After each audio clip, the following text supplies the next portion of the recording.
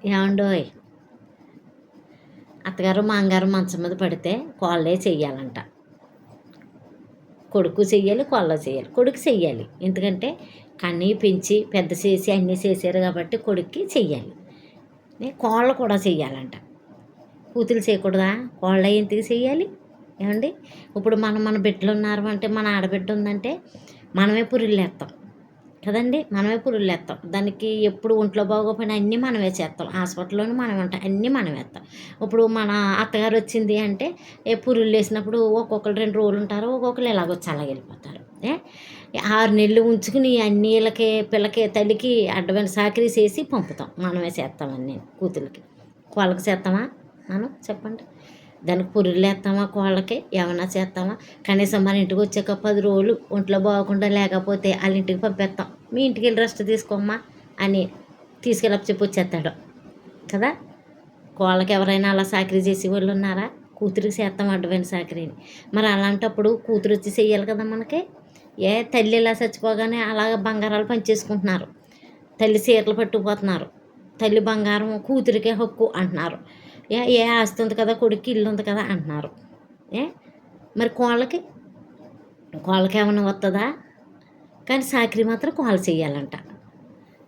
ఏమండి, మీరు అనొచ్చు, మీ అత్తగారికి మీరు ఏమన్నా చేసేసారా అని. చేసామండి మేము మా అత్తగారికి. 8 సంవత్సరాలు మా అత్తగారు మంచం మీద ఉందండి. 8 కోళ్ళు చెయ్యాలి ఆగేసి. మా తోటకోళ్ళలో నేను ఒకదాన్ని చేశానంటే మళ్ళీ ఇప్పుడు మా తోటకోళ్ళు తిడుతుంది. ఇద్దరం చేసాం. మేము ఒక నెల, వాళ్ళు ఒక నెల. వాళ్ళ ఇంట్లో ఉన్నప్పుడు మేమిద్దరం కలిసి స్నానాలు చేయించి, మా తోటకోళ్ళ నేనే స్నానం చేయించి, తల దువ్వి, బొట్టెట్టి, తనకే చీర కట్టి పడుకోబెట్టు. మా ఇంట్లో తిన్నప్పుడు అలాగే ఇద్దరమే చేసేవాళ్ళు. మగోళ్ళు చేసేవారు. మా పైన పెట్టుకున్నామండి. మా పైన 2 గదులు తీసి పైన పెట్టుకుని ఇద్దరమే చూసాం. 8 సంవత్సరాలండి. మరి మా అత్తగారు మాకు ఏమన్నా చేసిందా? నాకు మా అమ్మాయి 2 పురుగులు వేసింది. నాకు 2 ఆపరేషన్లు అయ్యింది, పెద్ద ఆపరేషన్లు. మా అమ్మాయి చేసింది పాపం. అప్పటికే మా అమ్మ ముసలిదే అయినా సరే హాస్పిటల్లో ఉండి ఎంత సాకరీ చేసిందండి నాకు. ఒక్కొక్కసారి అనిపిస్తుంది, అడ్డమైన సాకరీ మా అమ్మ చేత చేయించుకున్నాను కదా నేను. కడికి మా అమ్మకి ఏమి చేయలేకపోయాను. చేసామండి. 5 రోజులు చేయించుకుంది మా అమ్మ. మాకు అప్ప చెల్లెళ్ళు ఎక్కువ కదా, అంతేగాని మేము నలుగురం కలిసి 4-5 చేసేసరికి 5 రోజులు చేసేసరికి మా అమ్మ పోయింది.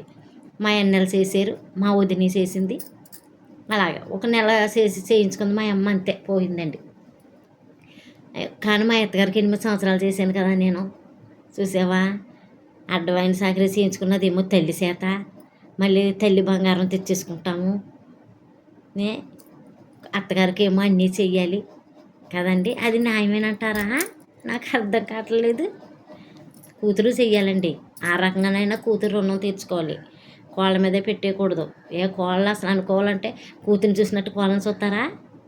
చెప్పండి. ఎంత మంచోళ్ళైనా వండే కూతురు అవ్వదు, అత్తగారు తల్లి అవ్వదు.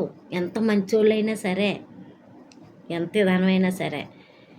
మరి అలాంటప్పుడు మరి పని చేయటంలో ఇద్దరు కలిపి చెయ్యాలి కదండి. కొంతమంది అలా కాదు, కోళ్ళ చేసుకుంటుందిలే, మీ వదిన చేస్తుందిలే, వచ్చే నువ్వు అంటాడు ఒక మగోడు. వాళ్ళ కొడుకు కోళ్ళ చేస్తారు, నీకు పని ఏంటి, వచ్చే, మనకు పిల్లలు స్కూళ్ళు అయ్యి అంటారు. తల్లి రుణం ఇంకెప్పుడు తీర్చుకుంటారు చెప్పండి కదండి. నేను ఏమన్నా తప్పుగా మాట్లాడానా చెప్పండి.